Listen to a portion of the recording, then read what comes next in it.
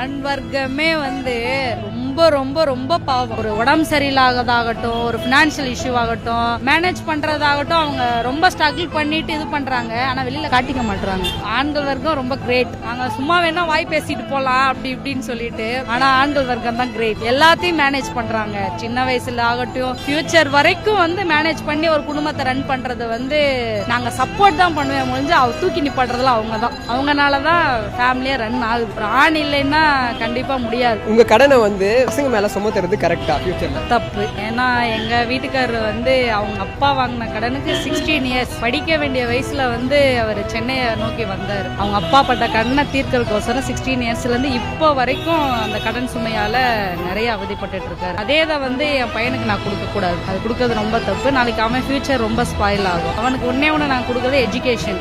அவன்கிட்ட நான் சொல்றது என்னன்னா, அப்பா இவ்வளவு கஷ்டப்பட்டு உன்னை வளர்க்குறாரு, இவ்வளவு கடை வாங்கி இவ்வளவு சிரமத்திலேயே உன்னை படிக்க வைக்கிறாங்க. எஜுகேஷன்ல நீ அதை யூஸ் பண்ணிக்கோ. நீ அந்த எஜுகேஷனை யூஸ் பண்ணிட்டு நீ நெக்ஸ்ட் லெவல் எப்படி போகணுமோ அப்படி போய்க்கோ. எங்களை நீ பாக்காட்டினாலும் பரவாயில்ல, உன்னோட எஜுகேஷனை நீ பாத்துக்கோ அப்படின்னு சொல்லி தான் நாங்க அவன்கிட்ட சொல்லி வளர்க்கறது. எங்க வீட்டுக்காரர் வந்து 10th தான். 10th முடிச்சோன்னே அவங்க அப்பா கடனுக்கோசரம் இங்க வந்தாரு. 4 இயர்ஸா வந்து ஒருத்தவங்கள்ட்ட வந்து சம்பளம் இல்லாம இருந்தாரு. பேங்க்ல அவங்க அப்பா வந்து கடன் வாங்கியிருந்தாரு. அதனால வீடையே ஜப்தி பண்ணிட்டாங்க. அந்த வீடை ஜப்தி பண்ணது வந்து இவருக்கு இந்த வயசுல வந்து ஒரு 13-14 இயர்ஸ்ல அவர் வயசு